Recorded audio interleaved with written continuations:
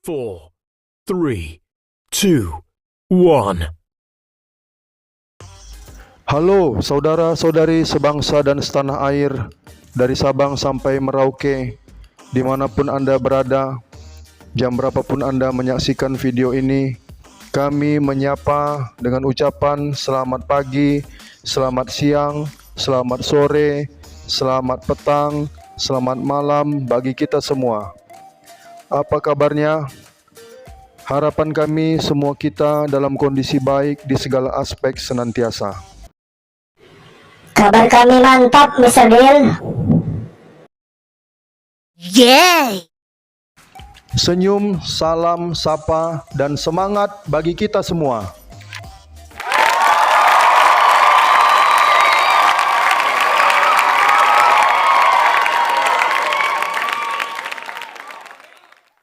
Bertemu kembali dengan Mr. Deal di kanal ini.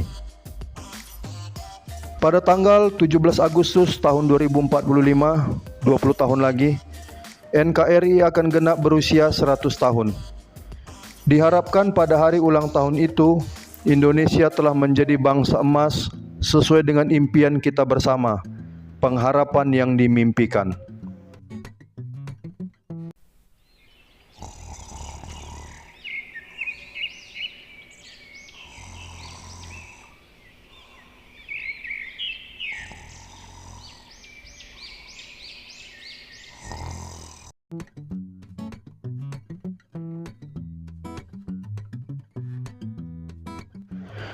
Apa itu bangsa emas?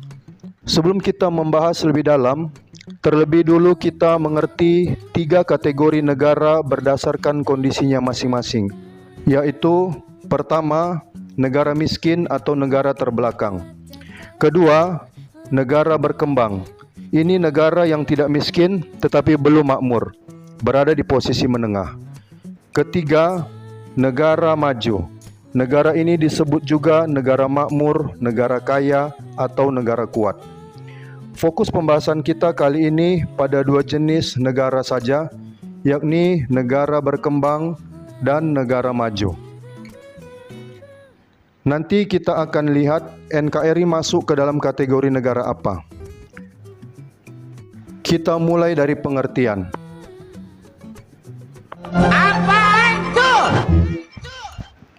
It's time to start. Negara berkembang adalah negara yang rakyatnya memiliki tingkat kesejahteraan dan kualitas hidup berada di posisi menengah, sudah di atas garis kemiskinan, tetapi belum menyentuh garis kemakmuran karena masih dalam proses perkembangan. Sedangkan negara maju adalah negara yang rakyatnya memiliki tingkat kesejahteraan dan kualitas hidup berada di level atas. Kedua jenis negara tersebut memiliki karakteristiknya masing-masing. Apa saja karakteristik atau ciri-ciri negara berkembang? Pertama, mayoritas rakyatnya masih berpenghasilan rendah. Sebagian kecil berpenghasilan menengah dan segelintir orang saja berpenghasilan besar. Dalam konteks masyarakat Indonesia, berpenghasilan rendah adalah mereka yang pendapatannya mulai dari 1 juta hingga 10 juta rupiah bersih per bulan. Terdiri dari 3 kelas. Pertama, bawah-bawah 1 sampai 4 juta. 2, bawah menengah 4 sampai 7 juta. 3, bawah atas 7 sampai 10 juta. Kedua, berpendapatan menengah, yakni mereka yang penghasilannya mulai dari 10 hingga 40 juta rupiah bersih per bulan, yang terdiri dari 3 kelas. Pertama, menengah bawah 10 sampai 20 juta. Kedua, menengah-menengah 20 sampai 30 juta. Ketiga, menengah atas 30 sampai 40 juta. Ketiga, berpendapatan besar, yakni mereka yang penghasilannya di atas 40 juta rupiah bersih per bulan, yang terdiri dari 4 kelas. Pertama, atas bawah 40 sampai 60 juta. Kedua, atas menengah 60 sampai 80 juta. Ketiga, atas 80 juta sampai 1 miliar rupiah. Keempat, super high class, berpenghasilan di atas 1 miliar rupiah bersih per bulan.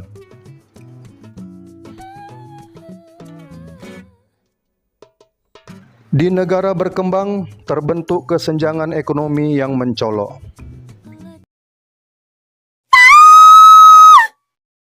Ciri negara berkembang yang kedua, yaitu tingkat keamanan masyarakat rendah.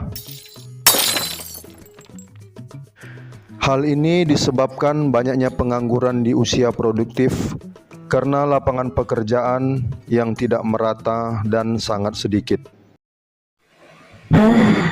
Mau melamar pekerjaan tidak ada lowongan, mau berwira swasta tidak punya modal, mana lagi dompet kosong. Memang susah jadi pengangguran.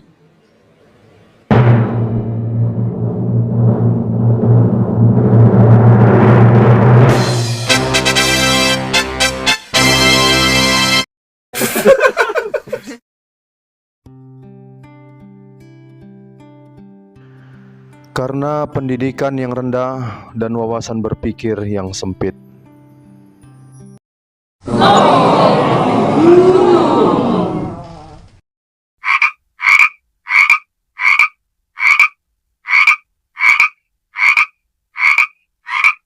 Serta aparat penegak hukum yang belum bekerja secara profesional berdasarkan integritas yang tinggi.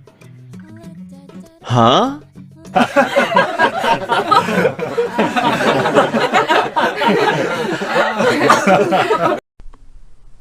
Oh my god.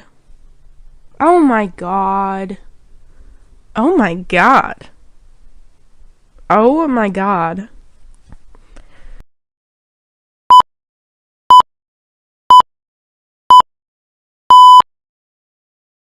Ciri negara berkembang yang ketiga adalah pelayanan kesehatan yang masih minim, terutama di wilayah pedesaan. Keempat, jumlah impor barang lebih besar daripada ekspor barang. Dikarenakan dua faktor penyebab, yaitu sumber daya alam yang kurang dan sumber daya manusia yang rendah. Indonesia punya sumber daya alam yang cukup kaya. Lantas, bagaimana dengan sumber daya manusianya? Kita akan bahas ke sana, maka itu ikuti terus Mr. Deal Channel. Yeah!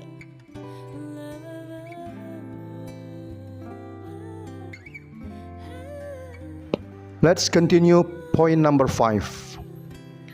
Ciri yang kelima adalah mayoritas rakyatnya berpendidikan menengah ke bawah. Berhubung rendahnya tingkat pendidikan, maka cakrawala berpikir masyarakatnya juga sempit. Keenam, rakyatnya kurang berminat belajar dan membaca.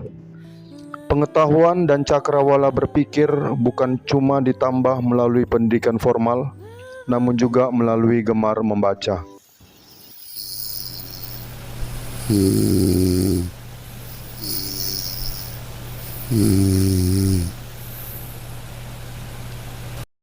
Yay! Ketujuh, minoritas rakyatnya yang menguasai bahasa asing internasional seperti bahasa Inggris, sebab penyakit malas belajar. Kedelapan, oleh sebab level pendidikan yang rendah, wawasan berpikir yang dangkal, malas belajar dan membaca, kurang mampu menguasai iptek, akibatnya selalu kalah bersaing dengan bangsa-bangsa lain.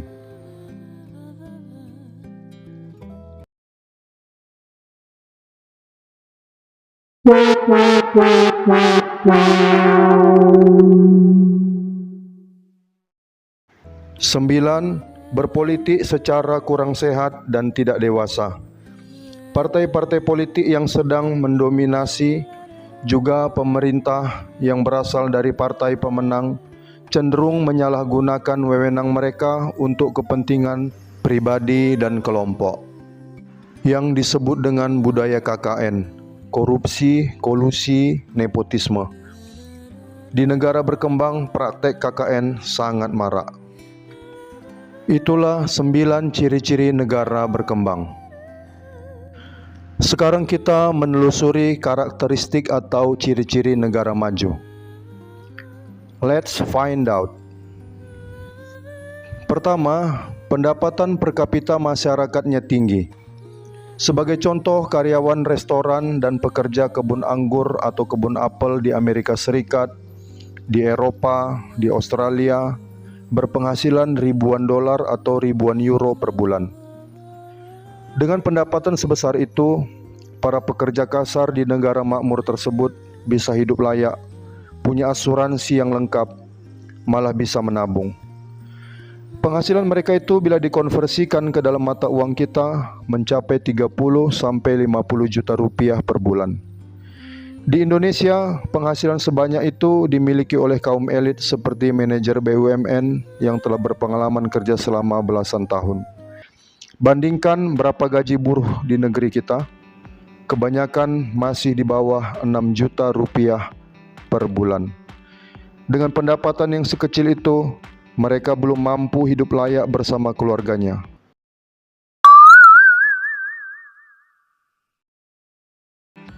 Kita masih jauh tertinggal dengan para pekerja kasar di negara-negara maju. Kedua, jumlah pengangguran yang sedikit oleh karena kemudahan memperoleh pekerjaan.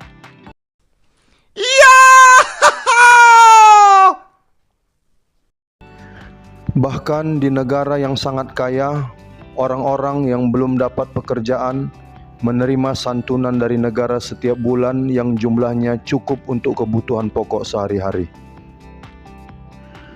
Ketiga, karena pengangguran yang sepi, maka tingkat keamanan masyarakat juga terjamin. Didukung fasilitas keamanan yang komplit, ditambah aparat penegak hukum yang bekerja secara profesional. Hukum dijadikan panglima tertinggi di negara makmur.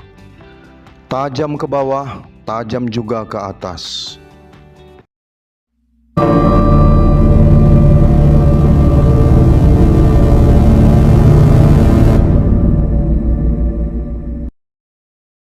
Ciri keempat, terjaminnya kesehatan masyarakat karena ketersediaan tenaga medis yang bermutu. Tidak menumpuk di kota-kota besar, namun menyebar ke seluruh wilayah. Bekerja secara profesional serta didukung oleh fasilitas kesehatan yang lengkap dan canggih, sehingga bisa menekan angka kematian.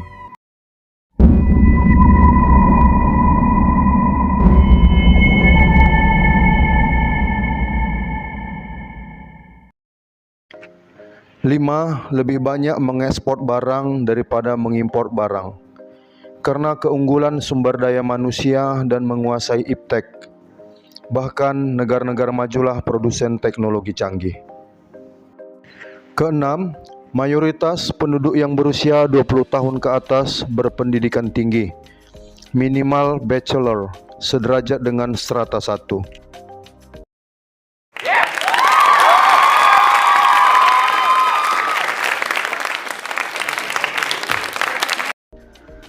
Bagi masyarakat negara maju, pendidikan formal merupakan kebutuhan pokok dan pemerintah bertanggung jawab membantu pendidikan rakyatnya hingga di jenjang perguruan tinggi.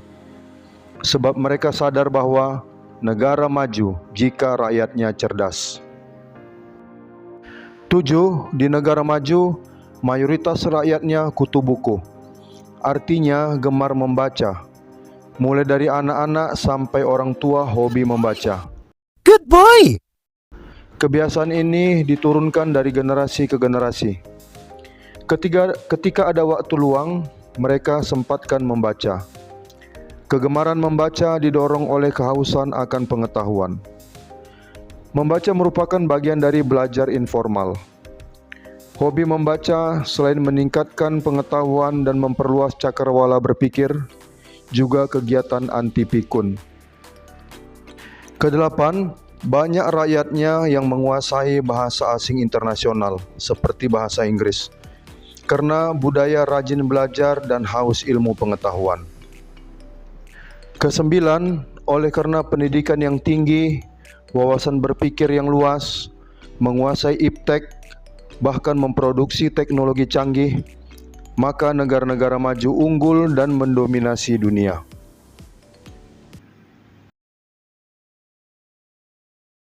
Victory!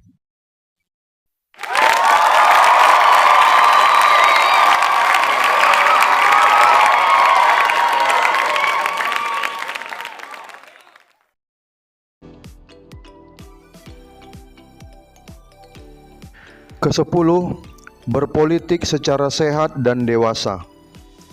Mereka tidak kenal istilah-istilah curang seperti politik uang, jual beli suara, serangan fajar, semua bisa diatur, wani piro. Oh, gee, I don't know.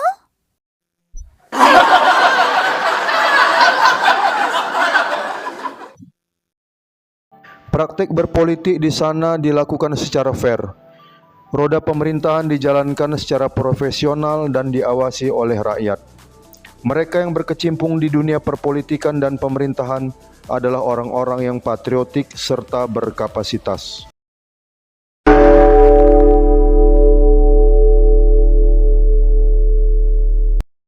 Sadar diri bagi yang merasa belum mampu, berjiwa besar mengundurkan diri dari jabatannya bagi yang tidak sanggup.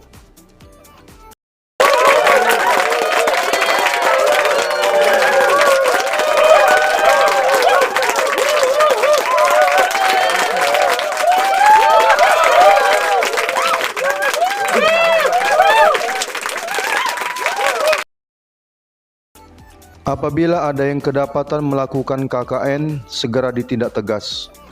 Apa yang sudah bagus dipertahankan, yang kurang diperbaiki, yang masih bisa di-upgrade ditingkatkan hingga di level maksimal. Mandat rakyat untuk memerintah benar-benar dipakai demi kemajuan bangsa dan negara. Itulah 10 ciri-ciri negara maju. Berdasarkan karakteristik antara negara berkembang dengan negara maju, di mana posisi kita sekarang? Jelaslah bahwa Indonesia yang telah berusia 80 tahun ini masih berada di level negara berkembang. Masih banyak yang perlu dibenahi di dalam negeri kita sendiri. Oleh sebab itu, bersama-sama kita bekerja keras menaikkan derajat negara kita menjadi NKRI yang maju, makmur, kuat dan berdikari di masa depan demi kita dan anak cucu. Diibaratkan rumah yang seperti ini No. hendak dirubah menjadi rumah yang seperti ini. Yay! I am Indonesia. I am a superior country. Who can defeat me? No, sir! Di video berikutnya kita akan bahas mengapa Indonesia masih berada di posisi negara berkembang dan bagaimana kita bisa menjadi bangsa emas. Oh ya sobat, jangan lupa like video ini, berikan komentar positif, bagikan sebanyak-banyaknya kepada keluarga dan teman agar bermanfaat bagi banyak orang. Bagi yang belum mensubscribe, silakan di-subscribe agar sahabat menerima video-video dari kami yang bermanfaat, menambah pengetahuan dan memperluas wawasan. Terima kasih sudah mendukung channel ini dan telah menonton hingga tuntas. Sampai bertemu di video-video berikutnya. Salam sukses bagi kita semua dan semangat Indonesia emas.